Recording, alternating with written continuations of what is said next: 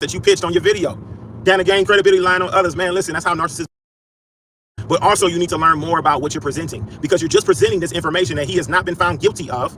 Let me make it very clear that these are just accusations that's been brought to the table from a federal indictment, but that he has not been found guilty of. So what are you in this country? You are innocent until you are proven to be guilty.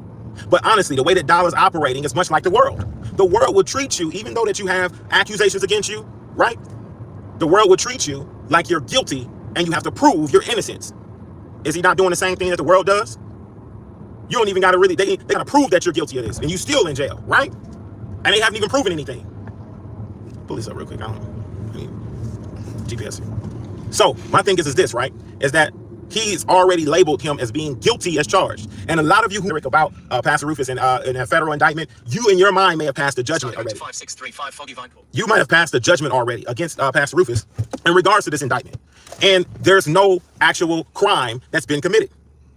This is a commercial code violation that he's brought to you and said, hey, this person has violated commerce. They have violated commerce in regards to trading laws, right? Things that regulate trading here in the U.S. And some of it will regulate trading abroad, right? Or even across the pond. Y'all tell me in this federal indictment, so-called federal indictment, this crime, when they say, okay, Pastor Rufus, the criminal offense that they're talking about, y'all tell me who the victim is. Who's the person that concurred any harm or loss due to the actions of Pastor Rufus? I'll wait. Y'all put it in the chat. Who's the person who concurred harm or loss? Who's the victim, right? Who's the victim? Who's the alleged victim? Who's the injured party? Because from what I'm understanding, right, when it comes to law, when it comes to a crime, you must first establish corpus delicti. You have to establish that there's a body of the crime, that there's somebody who's injured. There is an injured party. I had somebody try to pull that on me just recently, talking about the state. Well, we can't say the state because the state is not flesh and blood. It's not a man or a woman. How can I face the state in court? How can I call the state and say, hey, cross-examine the state and the injury of the state? Like, what injury did the state concur, right? And where's the state's ID? Can you show me proof and evidence that your name is the state of whatever, the state of Minnesota? Can you show me proof and evidence that you are the state of Minnesota and you're the ones who's bringing the claim, saying that I caused you some harm or loss? Because we need to establish what the crime is.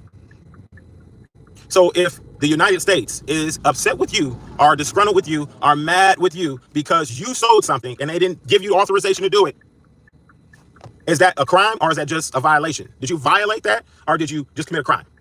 Which one did you do? Because how are they concurring any harm or loss? And they'll do it with pretty much anything. They'll do it with anything. There's no way you could have committed a crime if you don't have a victim. If you don't have a victim, there is no crime. Now, a federal indictment means nothing without a body, without a victim. A federal indictment, if you don't have a victim, it means absolutely nothing. It just means that they're bringing something against you. I've seen this time after time after time. Listen, this ain't nothing new, right? You can file your tax return improperly and you'll be federally indicted.